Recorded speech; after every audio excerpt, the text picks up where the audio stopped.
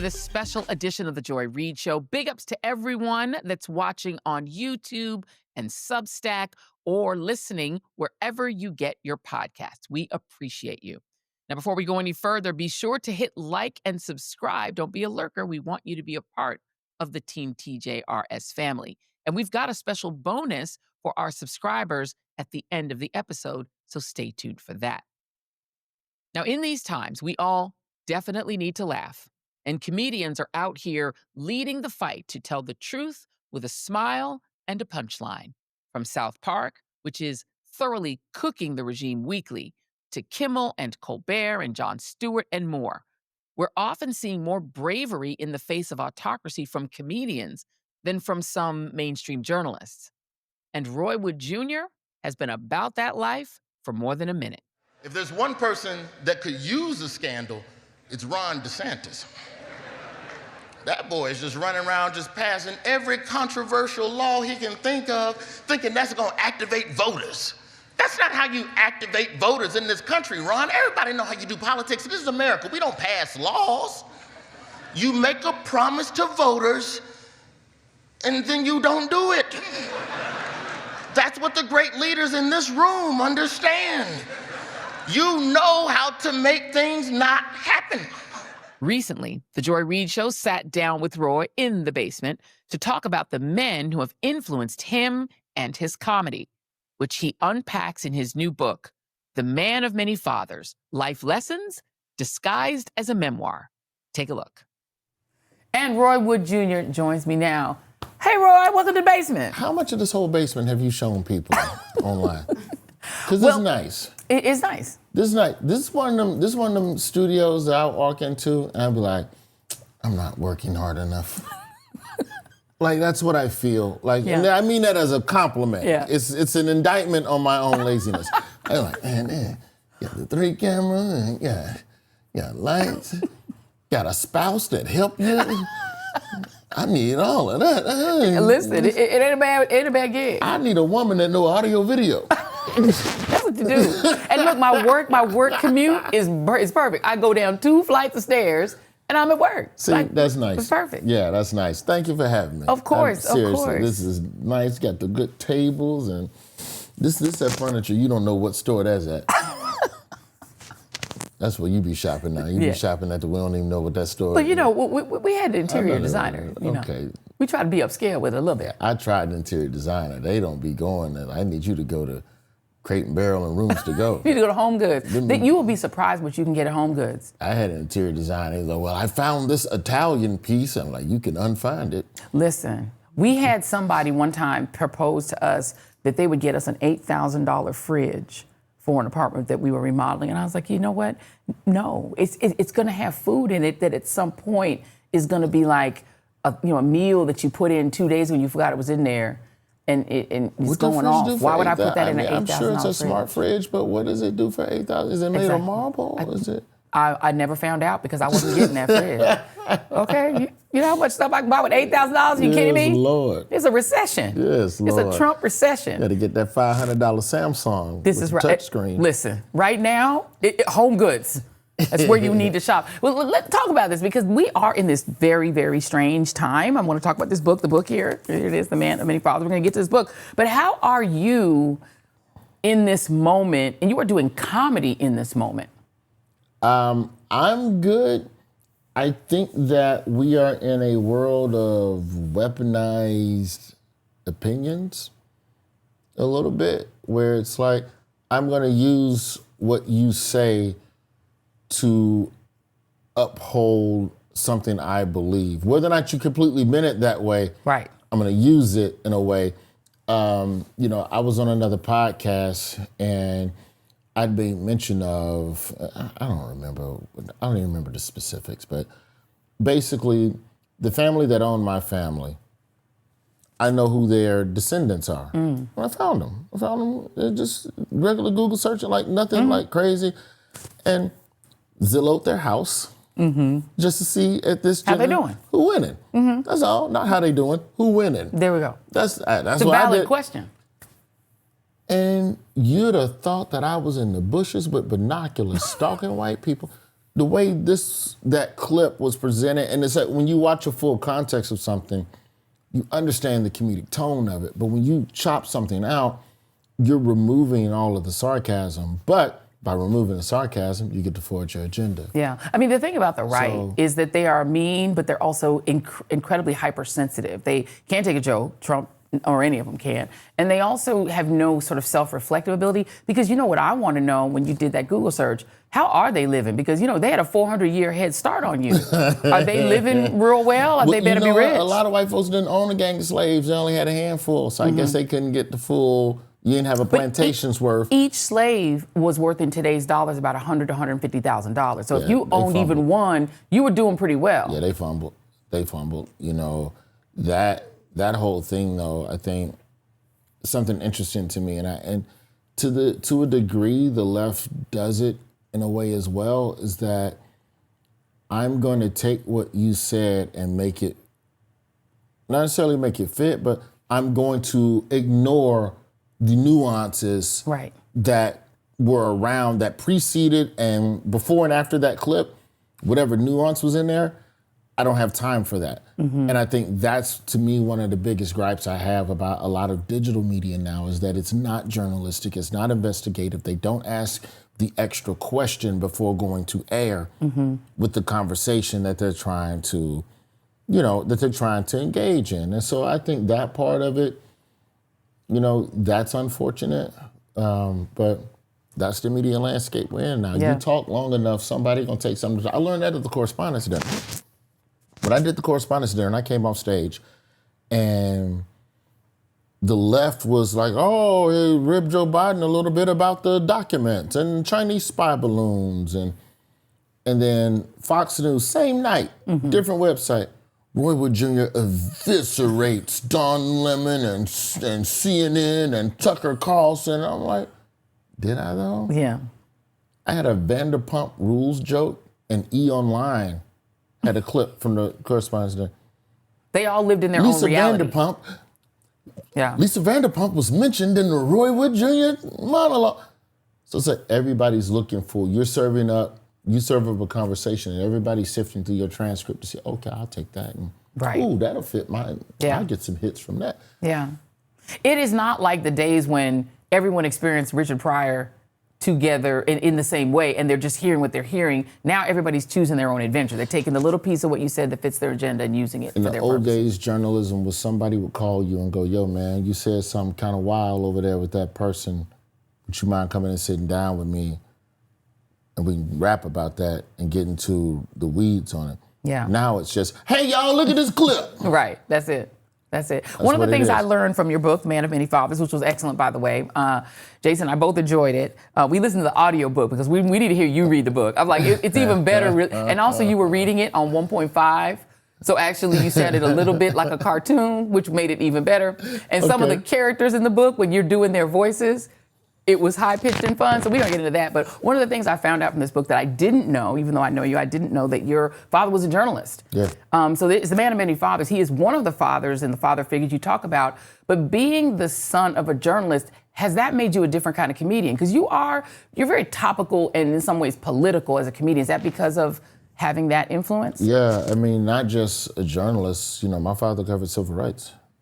That was his passion, civil rights and jazz. Mm-hmm. You know, pretty much every conflict you can name, you know, in the 1940s and the 50s, starting, like my pops was an embedded reporter in Soweto during their uprising. He was in Rhodesia, back in Zimbabwe now, but like the Rhodesian Civil War, covered it, got shot at, embedded in Vietnam voluntarily to tell the stories of soldiers on the front lines, and, you know, went back to Chicago in the 60s and was working at WVON and helped to co-found the National Black Network, which was just a group of black reporters that were syndicating their news stories out to other black stations across the country to help keep black people informed nationally about what was at a time where it's peak civil rights and you need a communication, you need a nucleus. And so, you know, he helped to form that nucleus. And so by the time my mother and I moved back in with him in Birmingham,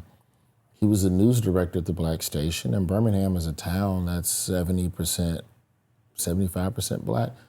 And by the time he moved, Birmingham was in the first term of its first ever black mayor, Richard Arrington.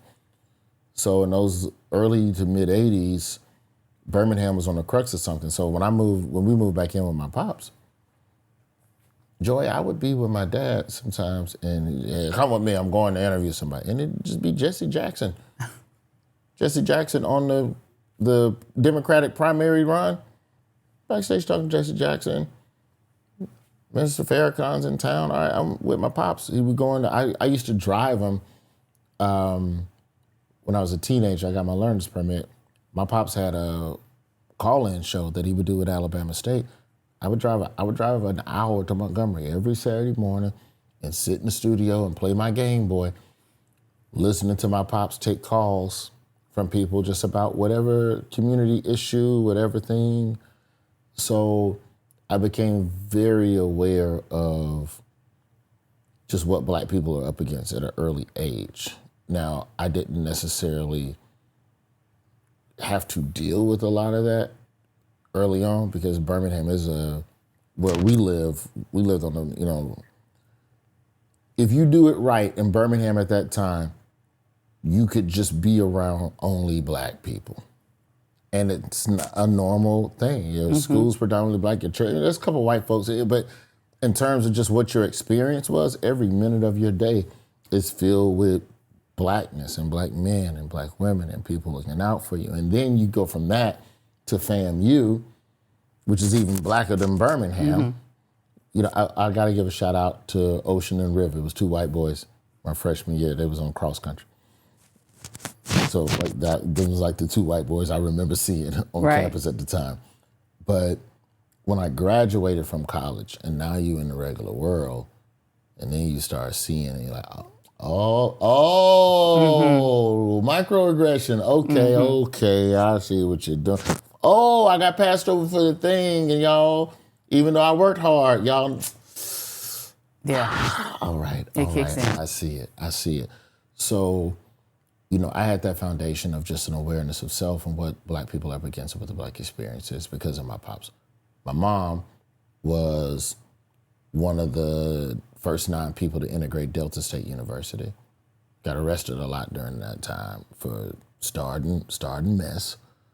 So I'm the child of 2 people that like to kick up dust for good reasons. So, I was aware of it, but it probably wasn't until I got to damn near my 30s where the comedy shifted. Because I started stand-up at 19, and I just, my parents came up very angry with this country. I came up blessed and loved in my community. To be in an all-black neighborhood and all-black schools, there was a degree of love that I felt with. My parents did a good job at insulating me from a lot of nonsense. You go across the mountain in Birmingham, you go to the suburbs during Christmas time to shop, and you drift away from your mom for a second to go to the toy store, and then they accuse you of shoplifting. Like the lady just come up and grab your pockets as you walking out the store.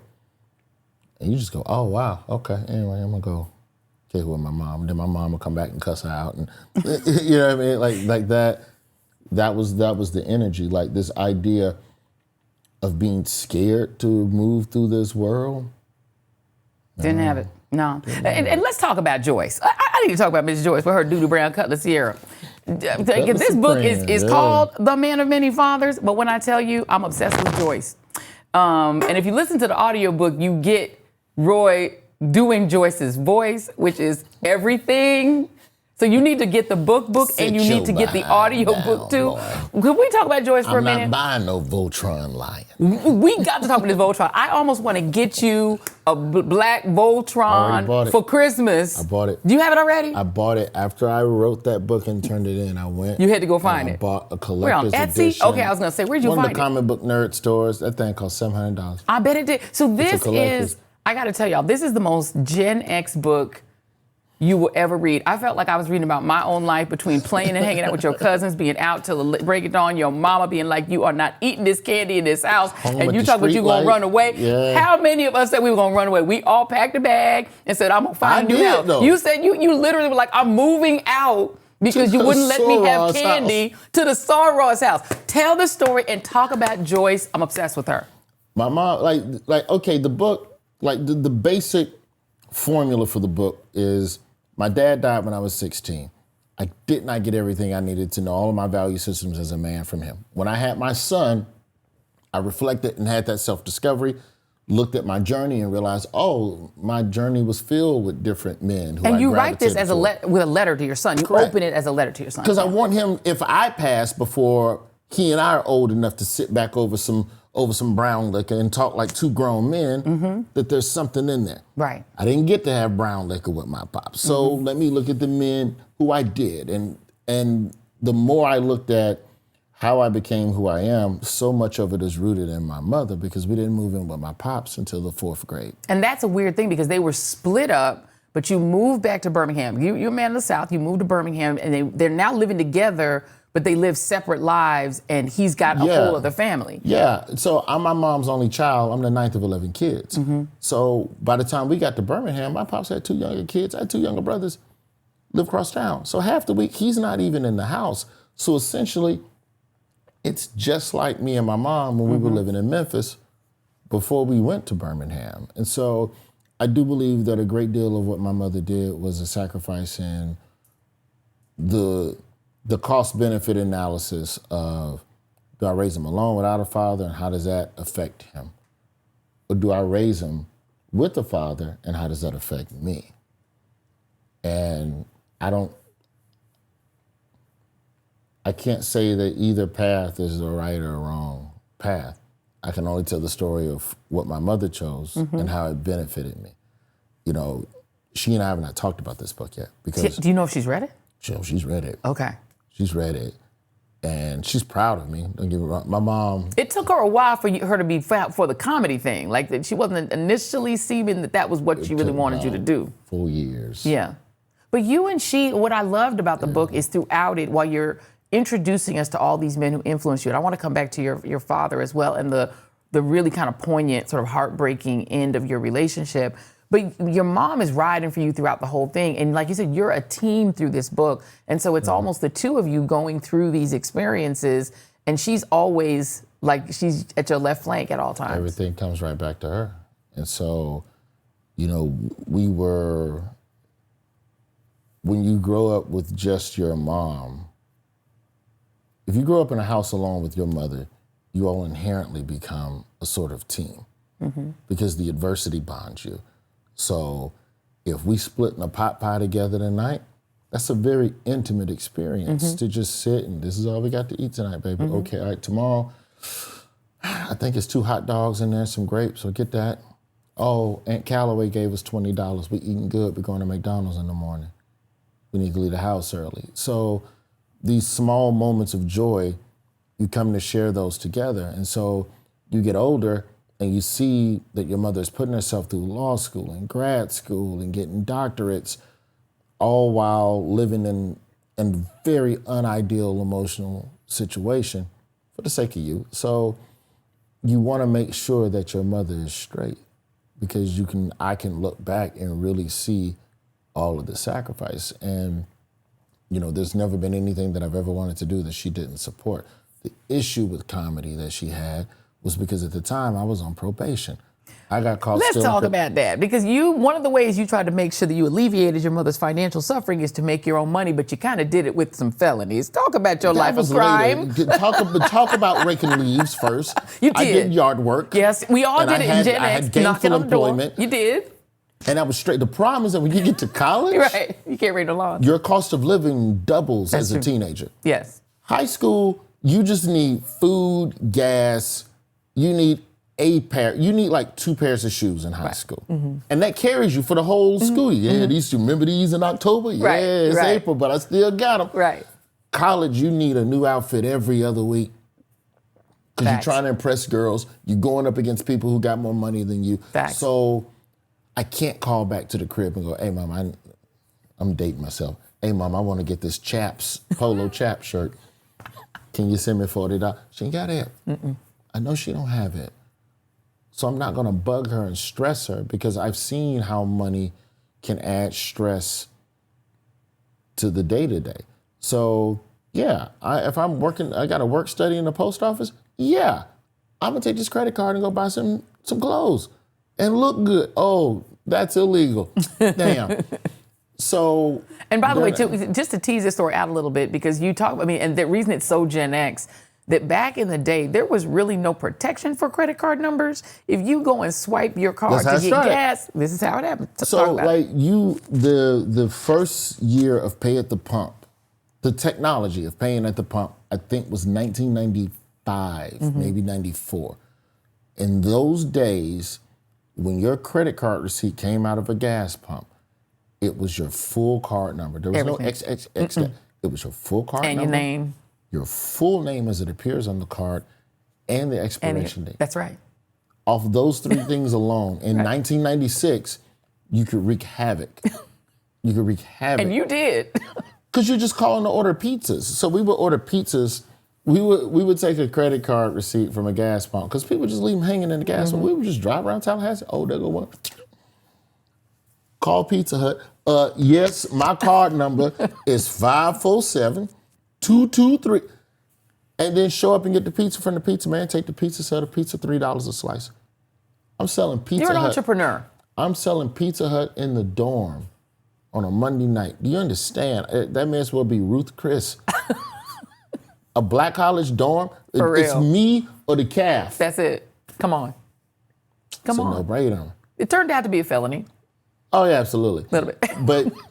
but the escalation of that, and so like you at the time, you go, oh, I'm doing crime because it's exciting and it makes me cool. Oh, you didn't want your mama to worry about you because you saw when your pops took money out of the house to prove a point in an argument, you saw how that would stress her over the next couple of weeks and months. So you just didn't want to be a burden. So everything you were doing was to not be a burden. And yeah, unfortunately, it shifted into something illegal, but the impetus for all of it was wanting to have a spirit of independence and being able to do for myself. And so I get caught, I get suspended. I start doing stand-up during the suspension because I'm depressed. I think, life is bad. And when she found out that I was doing comedy and riding the bus everywhere, I didn't have a car. I'm sleeping in the bus station. I'm literally ironing my suit on the baby changers in the bus. Because at the time, I'm wearing suits to the gigs or whatever. And she called and she asked me about it. One of her students had saw me at an open mic. And I'm like, yes, ma'am, I'm doing it. And she, it was not a good year for us. Because for her, it was, you need to get back in school. And whatever this is, and I get back in school and she's very adamant about getting the degree. And knowing what I know now, comedy was viewed as a distraction to keep you from getting the degree because the degree is what you're going to need to offset this felony. Until you can get that expunged, that's gonna follow you like a funk cloud. So you need something to, and so we had a conversation and the deal basically was, if I make Dean's List, you gotta shut up about comedy. I didn't say it like that. But clearly not. Joyce would have got you. If I can exhibit an ability to handle these two disciplines concurrently, then let's never talk about it again. And I made Dean's List, and she bought me a car so that I could stop sleeping in the bus station. And so I think it's about, as a kid, and when we talk, and to bring it back to my son and these lessons, I don't want to raise a child that's afraid of me. You need to respect me, but you don't need to be afraid to stand up to me if it's something you truly believe in and you have a plan. And I did have a plan. Stand tall and tell me what you feel. Tell your mama what you feel. Don't be afraid of us. We're not the lords of your death. We're here to guide you on the path that you choose. I'm not here to choose your path.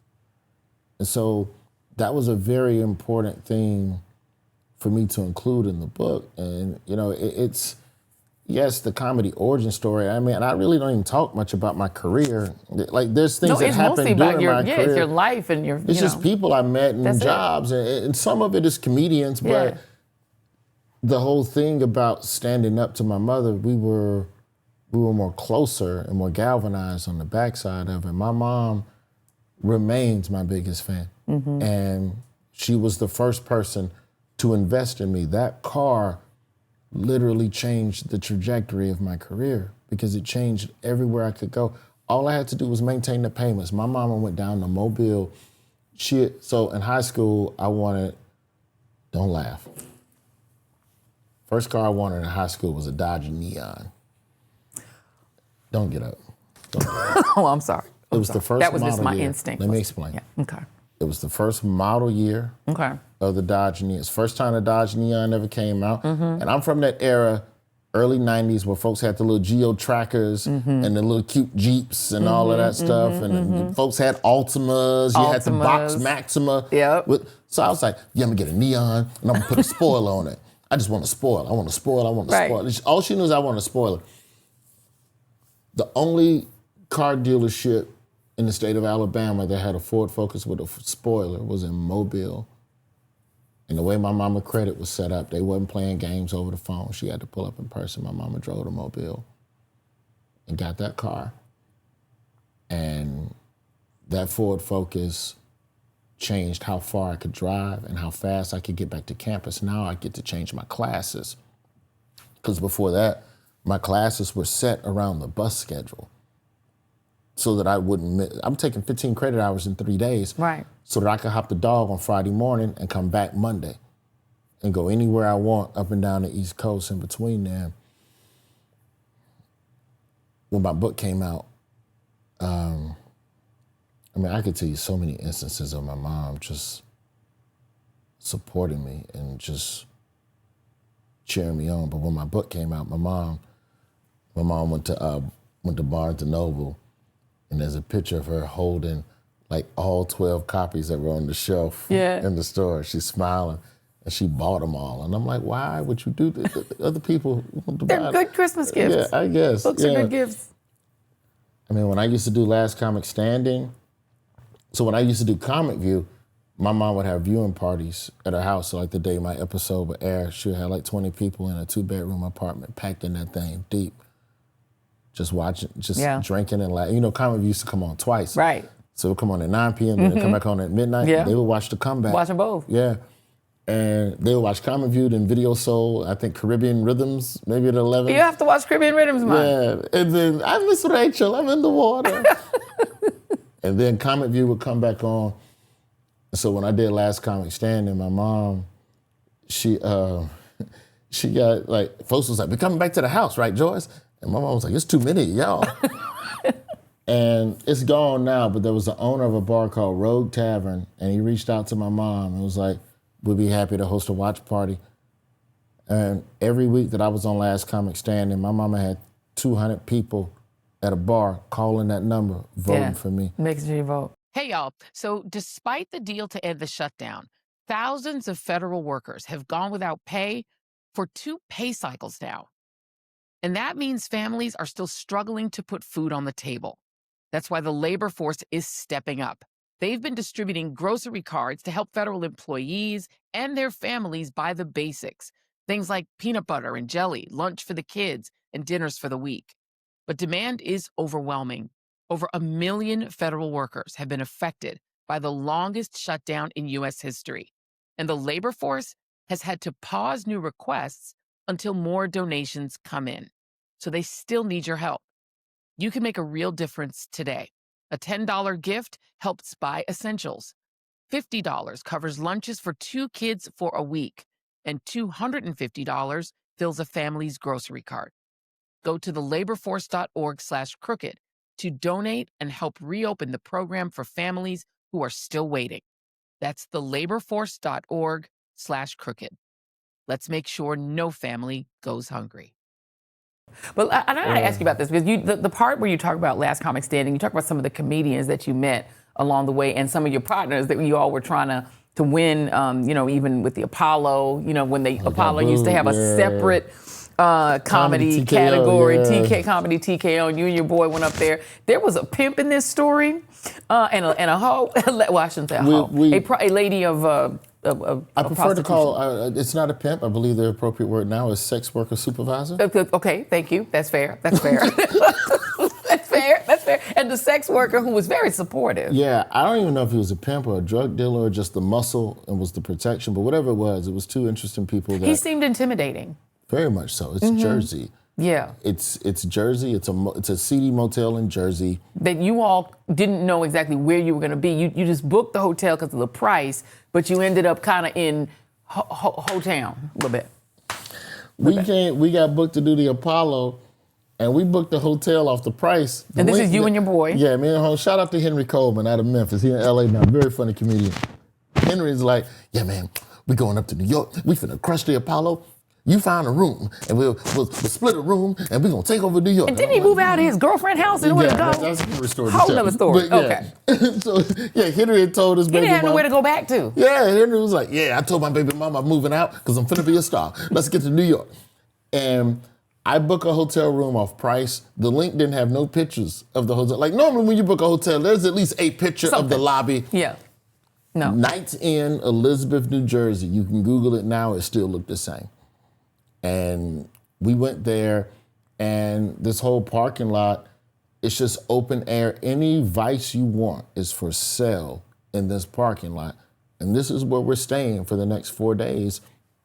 And what I really learned over the course of those days, because you're coming in and out of your room every day, you're interacting, you're seeing people. And when you're in that close proximity to people who doing dirt, you have to be cordial because you have to put them at ease. Because, I don't know you. Who are you? What are you doing? So developed a rapport, start talking, start chopping it up over the course of those days. And they want to make sure you're not a fed. Yeah, of course, because I'm pulling up into your parking lot with out-of-state plates. Right. I'm all chipper. And you're not doing any crack. Yes, which is literally what she said to me. She literally said, are you the police? And I go, no, ma'am. She goes, well, what are you? Because you ain't bought no coochie and you ain't bought no dope. And I said, that's a fair point. Like, I didn't know I was supposed to just have some courtesy, sex. Right. I'm sorry, man. Let me go on and get it. You know what I mean? Just to be polite. Come on. Yeah. But no, those people ended up being so much more, and we forget. We're so easy to think. I learned about from being on probation. It's just nobody's disposable. People can be redeemed, and there's a lot of people that we assume have nothing positive to offer the world because of the choices they've made or the circumstances that put them there. Yeah. That somehow you're less than, or your vision, or you lack wisdom. Mm-hmm. Some of the wisest conversations I had came from that parking lot in Elizabeth, New Jersey. And same as working day labor and talking to total strangers. One thing I feel like I was really blessed with was pretty much every job I ever worked, I was the youngest person at that job. Because I started working 13, 14 and violating every child labor law. I didn't work the cool teenage jobs. I didn't get to work across from the Lady Foot Locker and flirt with the girls. Right. I didn't work at McDonald's. McDonald's, pretty much everybody like 16 to 25. Yeah. I'm working with grown men with real life problems, baby mama coming to cuss them out at the concrete factory, like real stuff. I mean, there's a part in the book where one of these brothers, who you mentioned in the book, comes to you and says, "Now here's some game I'm gonna give you. Here's how you can get a job permanently and move up in this thing." And you think to yourself, "I don't want to stay here." Yeah. But in his mind, like this was the goal, was to excel in that profession, which is not what you wanted. And maybe for him, that's all that was left. When you work, and part of this was because I was traveling. So when I was on the road, if I was anywhere for more than 2 days in a row, I got a job. Right. I would go do temp service. Like you show up to an office at 5 a.m, literally sign a sheet of paper and just wait and see if a company calls. And it's construction or cleaning. Right. Those are the two things that people are just calling. Hey, send me 3 blackish down here. And it's you, a couple blacks, 2 Mexicans. And you would go somewhere and do grueling labor. But it was an honest day's pay.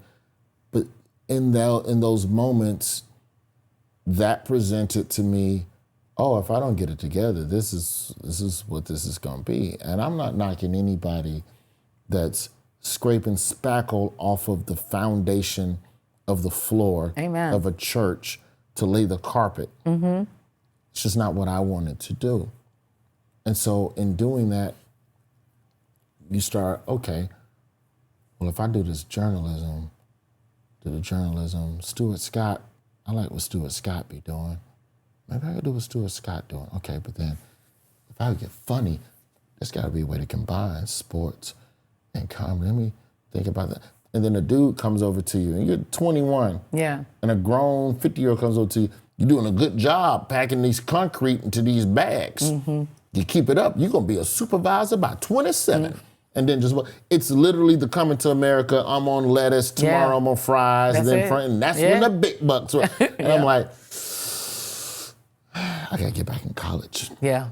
There you go. I mean, the thing about this book that is interesting is that you tell all these stories of all of these men. There's even one incident where I was a little concerned for you because these two men had you in their house sitting between them in bathrobes and try. So I'm like, there's a lot of sort of harrowing stories. But that's a lesson in being weary of people that are too kind. They're giving you rides home. I mean, you had one incident where, you witnessed abuse of a woman, this is when you ran away and the place you ran to. So you're experiencing all these stories. One of the things I found really interesting, and maybe it's just my mismemory, you're naming all of these characters, including, a comedian that you met who committed suicide. It's just, there's so many stories and you name them. I'm not sure you named your father in the book. You talk about your dad. Do you say his name in this book? I don't think I ever say Roy Wood Singer. No. Right. And that's what's so interesting is that he is like an ever-present sort of apparition in the book. And you talk about him so much and losing him at 16 and your final conversation, making him a baked potato and him asking you, how am I doing? And you're like, you did your best, but you didn't know what he meant. Like there's so many things about your interactions with him. Much larger than the potato. Yeah. So, but why do you think that you got through all of those stories and named all these characters, some of whom you met for a day, on day labor, but you didn't name him?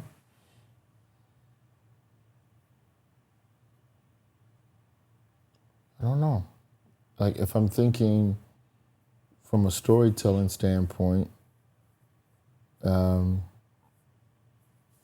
like if I think of it as a stand-up comedian when I'm trying to tell a story, I believe giving names to characters gives them more of a life and it helps you with the visual in your mind. Like if I say Cocaine Mike, and that's his name in the book, and then I describe the physical features, then you have whatever your image is going to be funnier than anything that I can come up with. So I just let you have that image. Yeah. I think with my dad, there was just such an omnipresence of him. I think in the book I say something about how he kind of just popped in and out of our lives like a sitcom character. He was just, oh, he's here today. Okay, oh, no, he's not. Okay, oh, he's home today. Okay, whatever. Sometimes I wonder if it's rooted in feeling like I didn't completely know him. I mean, in a lot of ways, the other people in the book, I knew more. Maybe I felt closer to them. Like I think that there's definitely a level of appreciation that I feel for him. I think the thing that was most difficult was making sure that I presented an accurate representation of his contributions to the culture and inherently his contributions to the country and uplifting that. And then on the other side of that, going, well, here was my personal experience. Because the other thing I had to be very mindful of was that, I got 10 siblings. None of us got the same man. Mm-hmm. So it's not to tear down their version of Pops, but simply to just say, well, here's how these things affected me. And what I hope people get from the book is some degree of understanding and feeling that, I'm okay, This is about my son. This is about okay, here's all the things my pops did. And I have to tell you that so you can understand how I'm sifting through to find these 2 or 3 things about him that I go, oh yeah, that's in me. Mm-hmm. All right, I need to give that to my child. So it's more of a emotional excavation than anything else. But, you know, by not naming him doesn't mean that I revered him less. I don't know. I cannot give you a reason, but there definitely must be one. Mm-hmm. And there's a photo of him in the book, so he's the only one picture. He's the only one that, like you said, you have to make the pictures of the rest of them in your mind, but you actually see him. And I didn't look at him until after reading it. It was poignant. All right, let's do a lightning round. I got to do a lightning round for you in this book. All right, so from your experience, who are tougher disciplinarians, fathers or mothers? Oof. On the front end, the pops. Back end, the moms. The most important part of discipline is really instilling love. Making sure that, hey, you are still loved and you're not rejected. In my house, it was my mom. My mom was lightning quick with it. I forged my mama's signature on a school field trip in the 6th grade to the Red Mountain Museum. And my teacher called to verify the signature while we was on the field trip. And we got back to that school, and my mom was at that school sitting in my desk, waiting on me. And you know, you get back from the field trip, you belly full excited. Of McDonald's, and you just giggling. And then my mom, and you know, all the other kids come back out the room. Yeah. Your mama in there. Like, oh. And you know you in trouble. Yeah. So Joyce done showed up. Yeah, I think moms are quicker. Which comedians are funnier? Southern, because you're a Southern comedian, you're a Southern brother. Are Southern comedians funnier or Northern comedians? Can we include Midwest in that? All right, Because I feel like Midwest, there's an ideological approach to Midwest and Southern. It's very similar. And for that, I would say Midwest Southern, because I feel like Chicago comics are pretty solid. Atlanta has always represented, you know, Cat Williams from Ohio, Ali Sadiq is from Houston. Mm-hmm. You know, Chicago has given us, it's the only city to give us a king and queen of comedy. Mm-hmm. So there's a lot of pedigree there. Yeah, I'm biased as hell. Yeah. I'm saying South and Midwest. Yeah. Yeah. Comedy Central or CNN? CNN. You talk about not getting the Daily Show. In the book, but and a lot of, can I just say that a lot of people believe, especially after your White House Correspondents' dinner performance, you deserve to get the Daily Show. I just want to put that on the record. I'm one of them. What they say in The Wire, deserve got nothing to do with it. Ain't got nothing to do with it, but you deserve. But you talked about that not getting it, and you're okay with it. Yeah, I talked about it in the book because it's like, look, everything ain't gonna go the way you want it to go. But your ass better have a plan. Yeah. For sure. What's the plan? What's next? What are you gonna do? Because all of these jobs, they're all temporary.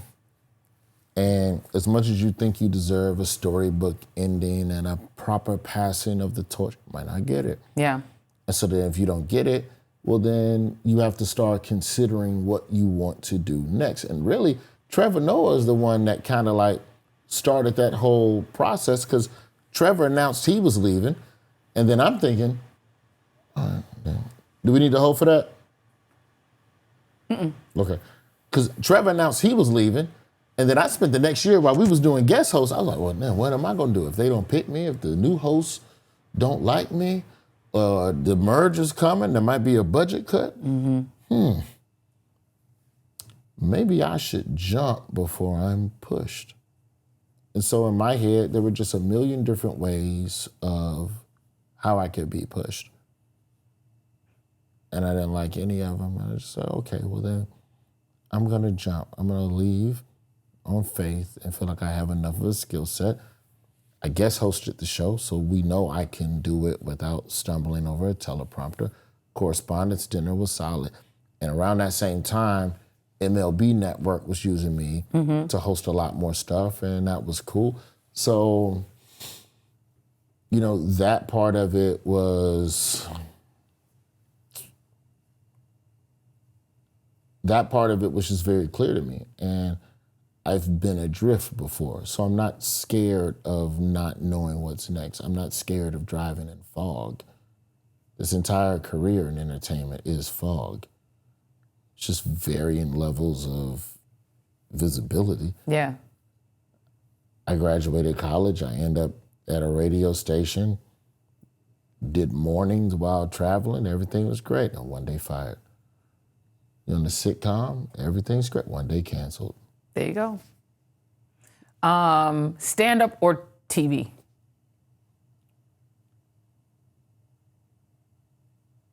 The quick answer is stand-up, but I need more clarity.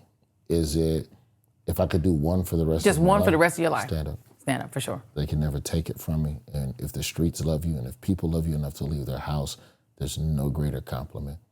Far too many other variables are involved in TV being successful. All the great comedians that we respect, they died with dates on the books. There you go. Trump or Nixon? Whatever the second thing was. Whatever you was about to say. You say Trump or the answer. Trump or Nixon. Or whatever or is. Or, just or. Okay. Just take the or. Was Biden funny? Did you find Biden somebody to make fun of? Or is Trump funnier to make fun of? Trump, the thing is that funnier to make fun of? Yeah. Trump is easy to make fun of, but Biden's a more rewarding target because it's more difficult because everybody goes, oh, he's old, don't pick on him, and you just picked on an old man, as if Trump ain't but just, 4-year differential between the two. I think mentally, that he might Trump be older. is sharper than Biden. Yeah. Like Trump is, quicker with a joke than Biden. But in terms of just actually formulating a bit, I think Biden is the more rewarding target because you have to really think of something. Trump, you can just say whatever, and then it's not going to affect him. You're not going to. There ain't no joke that's going to make Trump feel bad.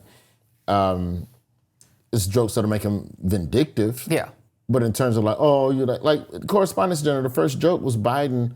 Before I said hello. Yeah. Joke on Biden. And that's what I told the writers. We got to punch him in the mouth. I think you left some of your classified documents up here. You can get them. No, don't give them to him. I'll put them in a safe place. He don't know where to keep them. I cannot start. You got to start with I have to start with Mr. President. Yeah. You seem to have left some of your documents up here at the podium. Here you go. There you go. And we're off to the races. Do you ever worry about retaliation for the jokes you tell? No. I worry about retaliation from people misunderstanding, being clip-farmed, and having your words misinterpreted. But do you worry about government retaliation? I mean, this is an insanely retaliatory administration. Well, I can't worry about that. If it happens, it happens. But I don't think that you should be curbing what you say and what you feel. That's the whole point of having a right for that. Now, that's going to come at a cost at some point for some comedians before the end of this term, probably. So I just think that what the government eventually is going to realize is that when you try to come for somebody like, say, Kimmel or Colbert, you're creating a larger behemoth. They were actually safer in the box that you were throwing tomatoes at them in, because now you're going to unleash them in ways that, and galvanize them in ways that they weren't before. So if I ever say something on CNN that puts me in the crosshairs and CNN decides to, cancel me, cancel the show, whatever, it's not going to stop me from having access to a microphone and electricity. Right. I hope. Hopefully, I know. We don't know what they're doing with the grid. We're going to keep praying on that. Comedian who most inspired you, or who made you laugh the most? Comedian that makes me laugh the most, lifetime? Past, lifetime. Sinbad. Sinbad, top to bottom, most prolific, one of the most prolific comedians to ever touch a microphone, hands down. Comedian that has inspired me the most is Adele Givens. Adele Givens built a beautiful career for herself and was always kind to other people. And she's the only comedian that I've been around where I understand the importance of family as terms of what happens away from your career. When I'm performing anywhere close to her, she invites me over for a plate, cooks, sit with her husband. I watch her children do homework. Like, just to be around that as a young road comic, it really set something else in my mind of, oh, you need something other than the stage and the pursuit. This is what it's all about. And so that's the times where I get to sit and break bread with Adele Givens and live in my mind the longest. Because it really, like, to just invite a stranger, and she'll call you, I ain't coming to that comedy club to watch them lazy jokes, but come get your plate. And that'll be the voicemail. That's it. And that's it. And that's the deal. Yeah. What do you think your father would say about you now, today? I don't know. Like the people who knew him say he would be proud. Yeah. I don't know. Isn't that wild, though? You're like the people who knew, because you only had him for 16 years, so you're right, you didn't know him as an adult. Yeah, but they knew a better version of him than I know. Than you did, yeah, that's real. He was inspiring them and mentoring them and telling them what to do with their career and all that. Like when I left the Correspondence Dinner, all the NABJ people, your father in 1972 at WKBXXLD and Syracuse. He'd be proud. I'm sure he would. I got his name. I'm on TV. And there you go. If anything, my pops would just say I don't go hard enough. My dad really did not like government and politicians and really fought hard for race. You know, he lost his dad when he was 4. My grandfather got disappeared in the night in Georgia in 1920s Atlanta. So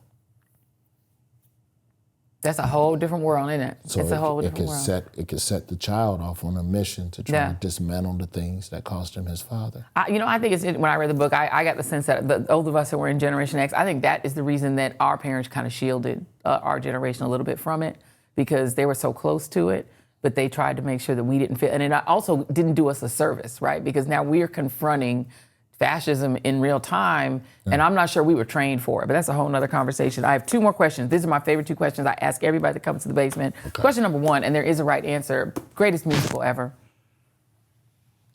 I don't really like musicals. Even better. Singing, just get to the plot, move the plot forward. I like Dreamgirls. I love the part in Dreamgirls where Jamie Foxx walk in and go, there you go, Effie. I've been looking all over. It's the musicals, I really enjoy, if there's one that I watched over and over again, it's Dreamgirls. I bought that soundtrack. Well, you failed. It's The Wiz. But thanks for playing. What gives you hope and what gives you joy? My son gives me hope and joy. I like discovering and doing new things with him. And don't come for me, Jamie Foxx. Dreamgirls was great. There you go, Effie. I've been looking all over. Curtis, supposed to love me. My son gives me hope and joy, and I like baseball.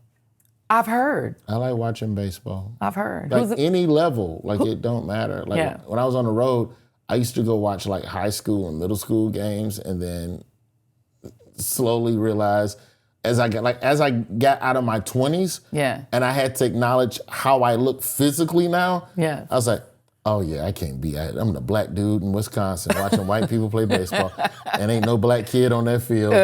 Why are you here? Yes. Yeah, were you Dodgers or Blue Jays? I was Dodgers. I'm a big Mookie Betts fan. Mookie Betts is a very underrated. It's understated his contributions to the culture of keeping the sport alive in inner cities. Yeah. And the charities that him and his wife run, they are salt of the earth people. And any time I can root for Mookie Betts to smile when he's not playing the Cubs. Yeah. And that's no disrespect to Vlad and no, I got you. Vlad Guerrero and everybody in Toronto, but you got a team. Mookie Betts is a good dude. He really is. Yeah, the greatest team though is the Yankees. Hate him if you want. Hate him if you want. But it's just a fact. Roy. All this blackness. And then you go, Yankees. Really? I don't watch baseball no more. I grew up, I used to love it, but I don't even watch no more, so I don't know. It's fine. It's fine. I was rooting for the Blue Jays because I'm like, go Canada. We can still be friends. Roy Wood Jr., the book is called The Man of Many Fathers. He is a great father himself. The book is fantastic. You can also get it in the store if you go to shop.joyannreid.com or shop.joyreid.com. We want to make sure you get the book. We want to get this book on the New York Times bestseller list, so buy it. Thank you, Roy. Thank you. Good to see you. Appreciate you. Thank you, Roy Wood Jr., for hanging out with us. And please be sure to like this episode and hit subscribe. In fact, we've got a special offer for our subscribers. You can get your copy of The Man of Many Fathers in our bookstore at shop.joyreid.com or shop.joyannreid.com. Just use the code ROY, R-O-Y, for 20% off. And if you'd like to win a free signed copy of the book, plus some great The Joy Reid Show swag, just hit subscribe. Then grab a screenshot of your page showing your YouTube handle and your subscribed status and text that screenshot to 1-866-JOY-REID. That's 1-866-JOY-REID, along with your full name and email address. You can also email your screenshot entry to readers@thejoyreidshow.com. That's REIDERS @thejoyreidshow.com. So text your screenshot to 1-866-JOY-REID or email it to readers@thejoyreidshow.com to enter our little contest. We'll throw in a free subscription to the Joy's House Substack as well, just to make it even cuter. And you'll be notified by text or email if you win. We're going to put these instructions in the show description in case you didn't catch it all. And we will announce the winner on our Black Friday show, which will also be a pretty special program. So stay tuned, stay tuned, stay tuned. Okay, that's it for this episode of The Joy Reid Show. Thanks so much for tuning in, and we'll see you on the next episode of The Joy Reid Show. Same bad time, same bad channel. Goodbye. Getting back on my basic hey yo, I'm back to the basics, counting big faces. A, B, C's, more G's in my basement. I'm pacing, racing, paper never waiting. Tell them get it straight like braces. Break it up, roll it up, light it up, taste it. Hold up with your bitch, getting white girl wasted. Giggle when she naked.